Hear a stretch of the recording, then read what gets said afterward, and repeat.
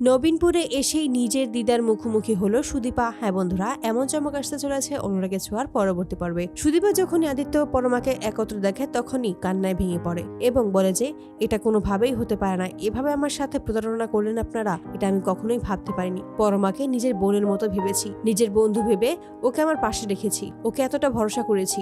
আর আপনাকে মিস্টার চৌধুরী, আপনাকে তো আমি ভালোবেসেই ফেলেছি, কিন্তু তবুও আপনারা দুজন মিলে আমার সাথে এভাবে চিট করতে পারলেন সেটা আমি ভাবতেই পারিনি। তবে আমিও এবার বলছি, আমি এখানে আর থাকবো না। আপনারা আপনাদের মতো করে সুখে থাকুন, ভালো থাকুন। আমি চেয়েছিলাম সমস্ত কিছু সুন্দর করে সাজিয়ে তুলতে, গুছিয়ে তুলতে, যেন কখনো কেউ কষ্ট না পায়, কিন্তু শেষ পর্যায়ে আপনারা আমাকেই কষ্ট দিলেন। আমাকে আপনারা কষ্ট খুব ভালোভাবে দিতে পারেন, কারণ আমার তো কেউ নেই, আমি তো অনাথ। এসব ভেবেই কাঁদতে থাকে আর এবার সিদ্ধান্ত নেয় সে এবার নবীনপুরে ফিরে যাবে, সে আর এখানে থাকবে না। অপরদিকে আদিত্য মনে মনে ভাবে যে আমি কি সত্যি আপনাকে ভালোবাসতে পারিনি সুদীপা? আপনি কেনই বা ওই রিতমের কাছে গিয়েছিলেন ভালোবাসা খুঁজতে?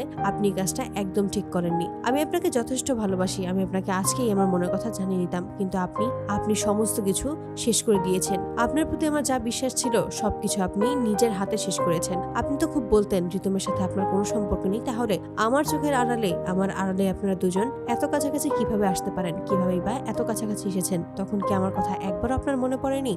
অপরদিকে সুদীপা কাউকে কিছু না জানিয়েই নিজের ঘর থেকে সমস্ত কিছু নিয়েই নবীনপুরে চলে আসে। সেখানে এসেই পিসির মুখোমুখি হয়। অপরদিকে দেখা যায় যে পিসি সমস্ত জায়গায় শুধু সুদীপার খোঁজ করতে থাকে, সুদীপার আসল পরিচয় সম্পর্কে জানতে থাকে। ঠিক সেই মুহূর্তেই দীপার সাথে দেখা হয়। এতে করে পিসি সুদীপা ভাবলেও বুঝতে পারে যে এটা আসলে সুদীপা নয়। তখনই দীপার কাছ থেকে সমস্তটাই জানতে পারে এবং জানতে পারে যে ওই সুদীপাই হলো দীপার নাতনি। তারপরেই দীপাকে নিয়েই নবীনপুরে হিমাদ্রি বাবুর বাড়িতে চলে আসে।